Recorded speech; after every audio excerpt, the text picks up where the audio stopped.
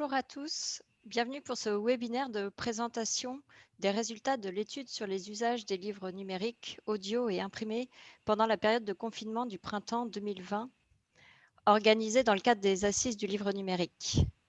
Marine Boulanger, directrice pôle cinéma et entertainment chez Médiamétrie, et Aude Nectou, chargée d'études et de clientèle, nous présenteront l'étude, puis nous dédierons une vingtaine de minutes aux questions-réponses. Tout le temps de la présentation, vous pouvez poser vos questions dans le chat en précisant si possible votre nom, prénom, société ou fonction. Nous les compilerons et les transmettrons à Marine Boulanger pour qu'elle puisse y répondre. Pour votre information, ce webinaire est enregistré et sera disponible en ligne à l'issue de la présentation. Je passe à présent la parole à Arnaud Robert, président de la SOFIA, pour quelques mots de contexte. Merci Tiffaine, bonjour à tous et merci de votre présence, j'allais dire, mais gardons ce mot. La SOFIA est heureuse de à la fois soutenir et participer à cette édition spéciale sur les usages du livre numérique et du livre audio, du livre imprimé, édition spéciale confinement, qui est un trait d'union entre ce qui est désormais, entre deux éditions de ce qui est désormais un outil interprofessionnel de référence, notre baromètre annuel, dont la prochaine édition, l'édition 2021, va être lancée en janvier. Et donc là, la SOFIA participe avec le SNE et la SGDL à l'organisation et au financement de ce baromètre.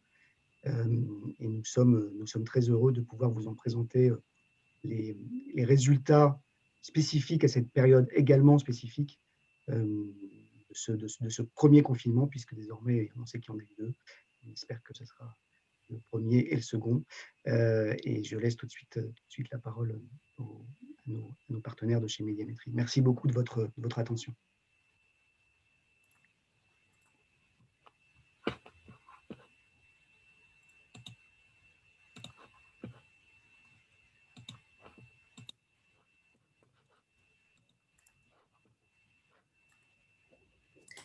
Est-ce qu'on voit bien?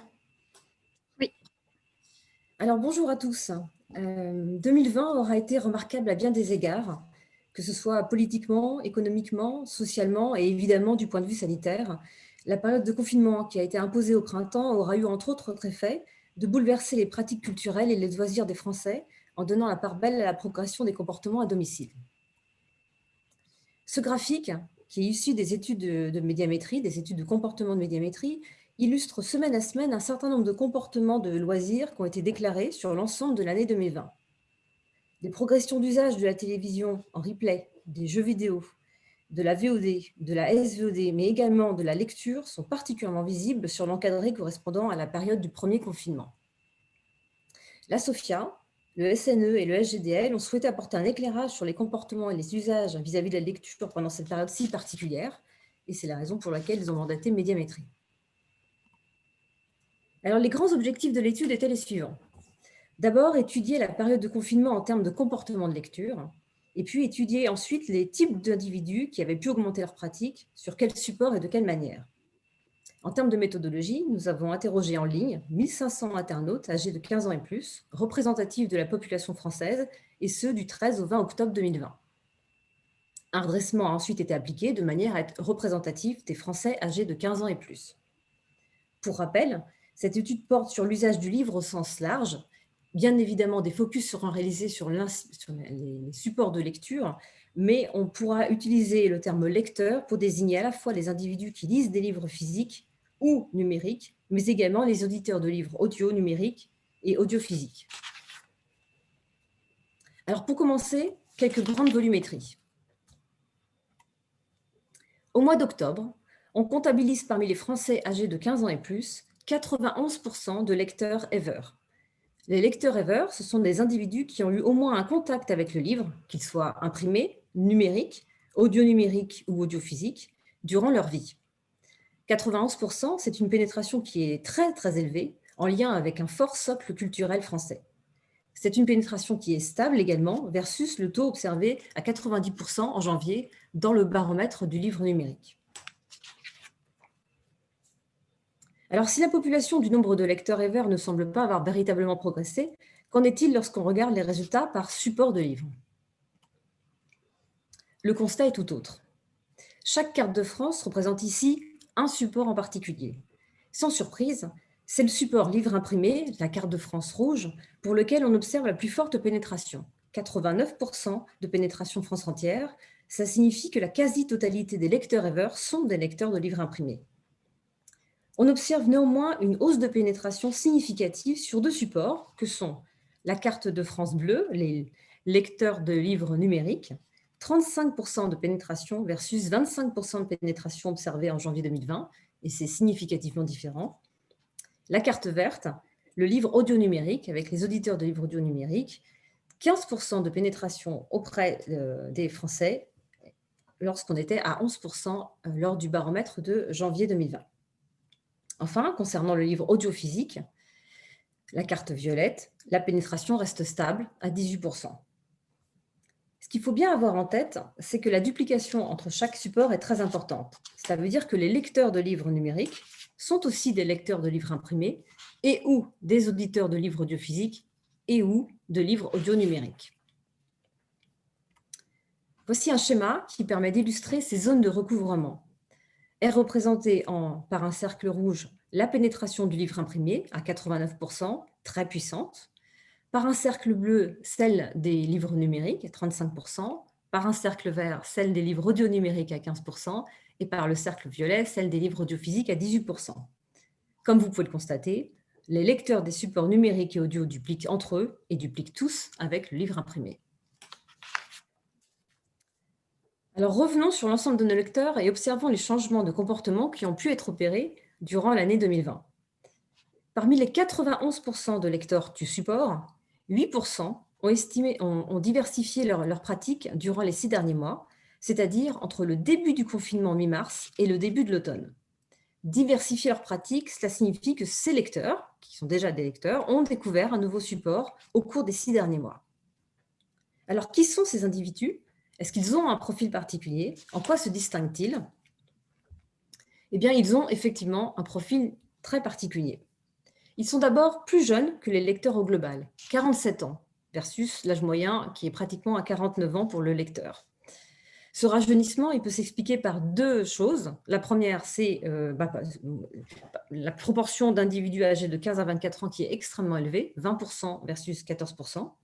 C'est également un profil plus masculin, 51% d'hommes versus 47% pour les lecteurs. Et c'est un profil qui habite davantage en banlieue parisienne, 21% versus 13%. Deux autres éléments sont à avoir en tête pour cette population. Ils sont davantage parents d'enfants de moins de 15 ans, 30% versus 21%, et ce sont des lecteurs assidus. Plus de la moitié d'entre eux déclarent lire au moins une fois par semaine, 53% versus 42%. Alors faisons maintenant un zoom sur le confinement du printemps. Quel changement peut-on observer dans les comportements des lecteurs, dans leurs usages ? Quel a été le poids de la lecture, son apport pendant cette période si spécifique du confinement ? Alors avant de nous intéresser au cas particulier de la lecture, il nous semble important de recontextualiser les comportements des individus durant cette période qui a été très particulière. Pendant ce confinement, on le sait, les médias ont été largement plus consommés qu'à la normale. Et les individus se sont tenus informés, ils se sont documentés, certains ont appris, d'autres se sont occupés et se sont divertis. Quotidiennement, 63% des individus ont regardé des programmes de télévision, 47% ont écouté de la musique ou de la radio, 47% ont consulté les réseaux sociaux. Et pour mesurer ces médias de manière automatique à médiamétrie, je vous confirme les très fortes progressions. La télévision, par exemple, a progressé de plus d'1 heure d'écoute pendant la période de confinement. Une à plusieurs fois par semaine, ils nous ont déclaré avoir à 43% lu la presse, 39% lu des livres, 37% regardé des vidéos sur Internet et 30% regardé des contenus en SVOD. Et puis, moins souvent, c'est-à-dire moins d'1 fois par semaine, à 60%, ils ont joué à des jeux vidéo, à 75%, ils ont écouté des podcasts et à 90%, ils ont écouté des livres audio. Intéressons-nous maintenant plus à présent en détail à ce que les lecteurs nous déclarent sur l'usage et l'achat de livres. Si on peut observer dans certaines publications une lassitude tant dans l'habitude que physiquement pour l'écran, la pratique de la lecture s'affranchit ici de ces considérations Et 29% des lecteurs, c'est le slide en jaune, déclarent avoir augmenté leur usage durant le confinement, porté par le livre imprimé, qui est à 24%. 17% des lecteurs, quant à eux, déclarent avoir acheté plus de livres pendant le confinement, portés cette fois-ci par les supports numériques. 14% pour le livre numérique, 15% pour le livre audio numérique.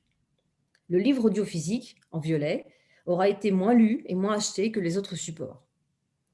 On note que la hausse des usages du livre imprimé n'est pas nécessairement concordante avec la hausse des achats des livres imprimés. Ça s'explique par deux choses. La première, par le fait que les individus possèdent, dans certains cas, et très fortement des bibliothèques personnelles, et d'autre part parce que le confinement a pu compliquer, dans certaines conditions, l'acquisition de livres. En revanche, il semble y avoir une corrélation entre la hausse des usages des livres audio numériques et celle des achats de ce même support. Alors, le confinement a-t-il porté certains genres en particulier plus que d'autres? Ce slide présente la photographie des genres de livres lus pendant le confinement, positionnés sur deux axes. Le premier axe horizontal correspond au sexe. Le second vertical correspond à l'âge. La taille de la bulle correspond à la volumétrie des lecteurs. Pour bien lire ce slide, ça veut dire que plus un genre est situé à droite, plus ses lecteurs sont masculins. Et plus un genre est en haut, et plus ses lecteurs sont âgés. Ainsi, à titre d'exemple, le genre sciences et techniques, la petite bulle qu'on retrouve pratiquement au niveau des lunettes du monsieur, est un genre qui est davantage lu par les hommes. 80% des lecteurs de ce genre sont masculins. Besoin de s'évader ou de décrypter, en termes d'ouvrages, la littérature, les essais d'actualité et les bandes dessinées sont trois genres qui se démarquent. Concernant les profils, la littérature est centrale, presque autant lue par les hommes que par les femmes, et très proche de l'âge moyen qui se situe pratiquement à 49 ans. Les livres scolaires sont davantage féminins, lorsque les documents spécialisés sont plutôt masculins. Ce confinement aura facilité et favorisé les activités intérieures à l'instar de la lecture, et les comportements d'acquisition s'en retrouvent également modifiés. En effet, plusieurs modes d'acquisition ont quand même été rendus difficiles par le confinement. Mais dans le même temps, les personnes qui se sont essayées à de nouveaux supports avaient parfois besoin d'équipements plus appropriés. Quels ont donc été les comportements d'acquisition durant cette période? Conjuguant amélioration des conditions de travail, joignabilité ainsi que facilité de lecture, 20% des lecteurs se sont dirigés vers des achats d'équipements plus appropriés, tels que l'ordinateur portable à 9%, le smartphone à 8%, l'ordinateur fixe à 6% ou la tablette numérique à 6%. Unique outil servant exclusivement à la lecture, 4% des lecteurs ont acheté des liseuses. Cet achat peut sembler moindre au regard de la progression du nombre de lecteurs numériques sur la période, 35%, je vous rappelle, versus en janvier, 25%. Mais ce qu'il faut avoir en tête, c'est que tous les lecteurs numériques n'ont pas nécessairement acheté une liseuse. Certains ont pu, d'une part, profiter de la liseuse d'un membre du foyer, ou d'autre part, utiliser leur smartphone. On notera que ce sont les lecteurs de livres audio numériques qui sont ceux qui ont le plus acheté d'équipements. Le 20% en jaune passe à 29% auprès de cette cible. Ces derniers sont une cible qui a un profil très jeune, masculin, très connecté, et donc davantage enclin à acheter des équipements numériques. Alors, s'il a été relativement aisé de se procurer des équipements en ligne sur des sites de grande surface ou des plateformes numériques, qu'en a-t-il été des livres en particulier?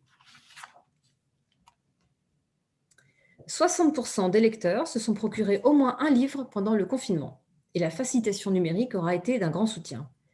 18% ont récupéré un livre sur le site de grande surface, 16% sur le site de grandes plateformes, et on constatera que les initiatives des librairies Click and Collect sont soulignées à hauteur de 17%.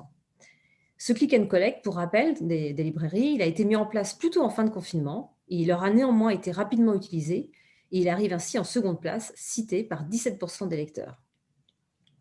Ce qu'on constate également, c'est que le réflexe illégal est très bas et on ne peut que s'en réjouir.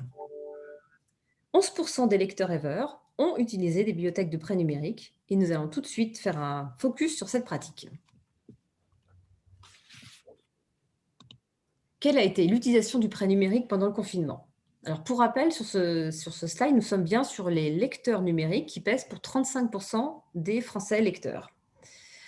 Au sein de ces 35% de Français lecteurs de livres numériques, on en a un peu plus d'un tiers de lecteurs de livres numériques qui ont réalisé du prêt numérique pendant le confinement. 7% ont découvert le prêt numérique en bibliothèque, 12% ont intensifié leur pratique du prêt numérique pendant le confinement et 14% ont continué leur pratique comme à l'accoutumée. Quel est donc le profil pour ces utilisateurs du prêt numérique? Se distingue-t-il des autres populations? Ces 34% de lecteurs de livres numériques qui ont effectué du prêt numérique ont un profil particulier. 42,7 ans d'âge moyen, plus jeune que le lecteur au global, qui est à presque 49 ans. Et ce rajeunissement, il s'explique par un fort taux de 15-24 ans, 21% versus 14%, mais également par une forte présence des 35-49 ans, 28% versus 23%. C'est également un profil beaucoup plus féminin, 57% de femmes versus 53% pour les lecteurs, et davantage CSP+, 33% versus 26%. Deux autres éléments à avoir en tête pour cette population, ils sont très parents d'enfants de moins de 15 ans, 39% versus 21%, ça veut dire que 2 individus sur 5 sont des parents d'enfants de moins de 15 ans, et ils ont surtout récemment découvert la pratique. 14% d'entre eux déclarent avoir commencé à lire sur livre numérique pendant cette période de confinement.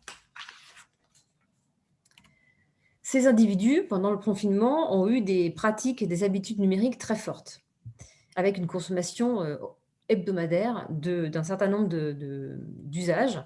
71% nous déclarent avoir fait de la SVOD, 77% ont regardé des vidéos sur Internet au moins une fois par semaine, 60% ont joué à des jeux vidéo au moins une fois par semaine et 47% ont écouté des podcasts au moins une fois par semaine. Alors que ce soit peut-être un besoin de se prémunir contre un débordement d'usage excessif de vidéos ou la volonté d'avoir une alternative aux écrans, la composition de leur foyer n'est peut-être pas étrangère à la curiosité qu'ils peuvent avoir envers d'autres pratiques, et 26% d'entre eux envisagent de commencer la pratique du livre audio numérique.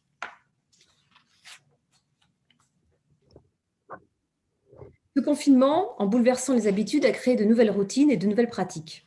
Les usages de tous les médias se sont vus augmenter. Et la question qui est sur le bord de toutes les lèvres est: que sera-t-il du monde d'après? Est-ce que ces usages vont perdurer? Est-ce qu'ils ont été qu'une seule parenthèse? Ce qu'on a pu constater, c'est que la vie normale n'a pas vraiment repris cet été. Et pendant le terrain d'octobre, ont été annoncés des couvre-feux et les prémices du second confinement. Les projections qui vont donc suivre sont donc vraiment liées à ce contexte.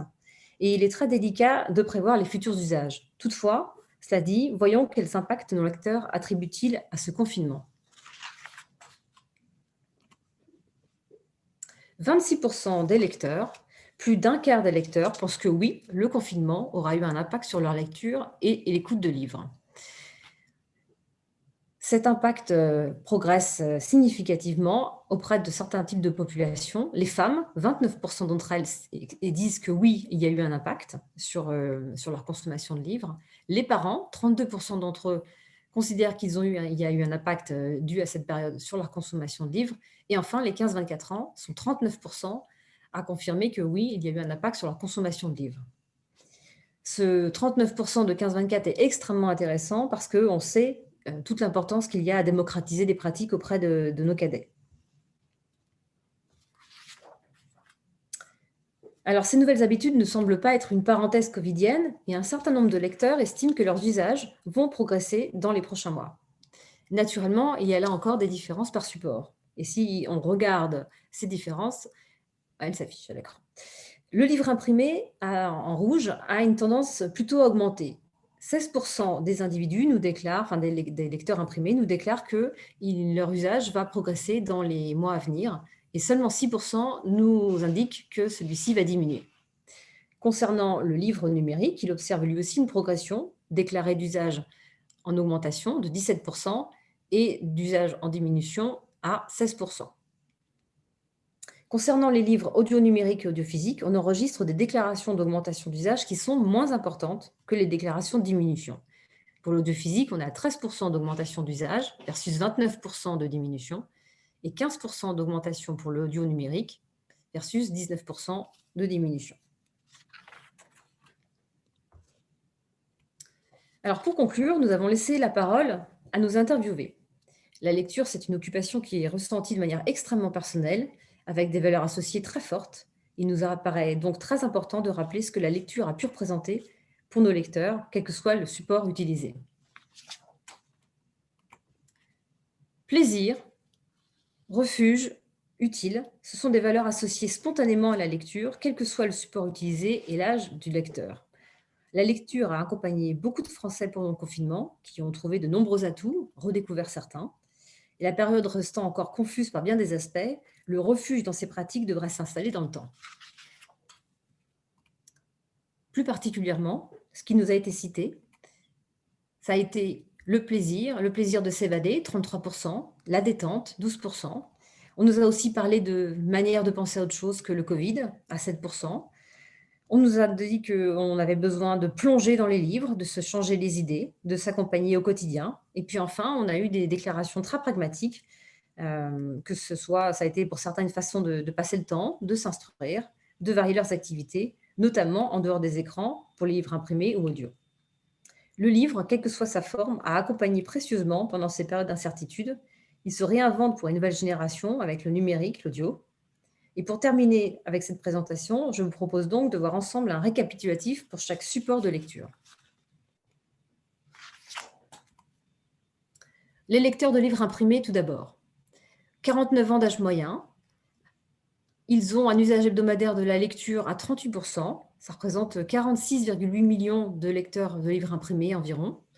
18% ont acheté au moins un équipement pendant le confinement. 26% d'entre eux pensent que le confinement a eu un impact sur leurs usages. Et à 16%, ils souhaitent augmenter leurs usages dans le futur. Concernant le livre numérique, il est plus jeune, 43,4 ans d'âge moyen. L'usage hebdomadaire est également un peu moins important, 21%. On a une enveloppe de 18,5 millions de lecteurs. À 21%, ils ont acheté au moins un équipement pendant le confinement. À 36%, ils pensent que le confinement a eu un impact sur leurs pratiques. Et à 17%, ils veulent augmenter leurs usages dans le futur.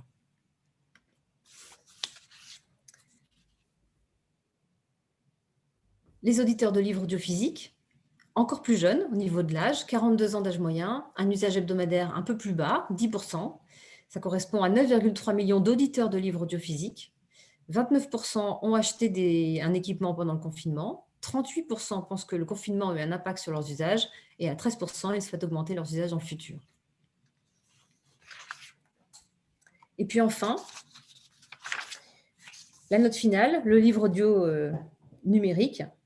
39% d'âge moyen, c'est le plus jeune. Il a une forte pénétration aussi auprès des cibles jeunes. Ça correspond à 8 millions d'auditeurs de livres numériques. Ils ont un usage hebdomadaire un tout petit peu plus important que le livre audio physique, à 12%. À 29%, ils ont acheté au moins un équipement pendant le confinement. À 41%, ils pensent que le confinement a eu un impact sur leur pratique. Et à 15%, ils souhaitent augmenter leurs usages dans le futur.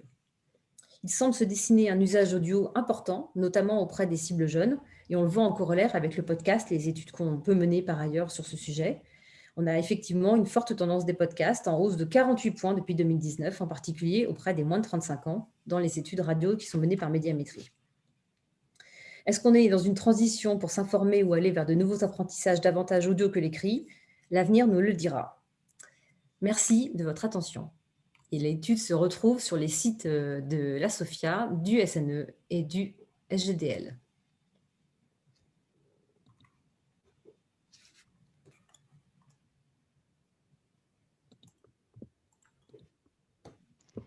Merci beaucoup Marine Boulanger pour cette présentation. Nous allons à présent passer aux questions-réponses. Donc certains nous ont déjà fait part de leurs questions. Pour les autres, n'hésitez pas à les rédiger dans le chat.